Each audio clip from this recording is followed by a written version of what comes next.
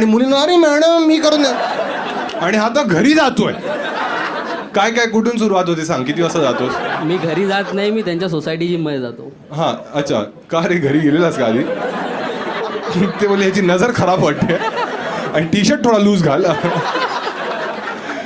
कोणत्या सोसायटीची जिम आहे, कुठे आहे आणि ही जिम? अंधेरीला आहे. अच्छा, आणि तू पण अंधेरीलाच राहतोस? नाही, मी पार्लरला राहतो. अच्छा, जवळच आहे. आणि हे आता तू दररोज जातोस मग त्यांच्याकडे आणि काय काय शिकवतोस त्या मुलीला? मुलगी आहे, बाई आहे, काय आहे? बाई.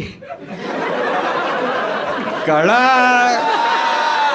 ए हा, काय काय शिकवतोस का? किती वर्षाच्या आहेत काकी त्या?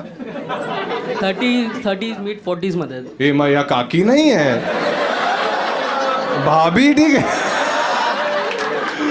कशा आहेत, क्यूट आहेत, कसं आहे? नॉर्मल आहेत. मी क्लायंटच्या हिशोबानेच बघतो.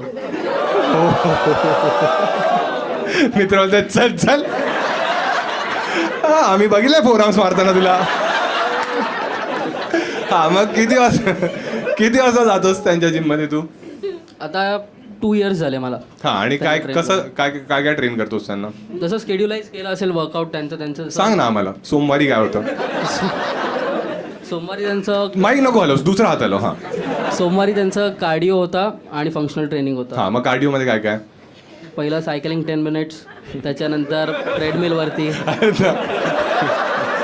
अरे जिम मध्ये नाही होते सगळं यार, त्यांना फक्त प्रोटीन शेक घालवायचंय.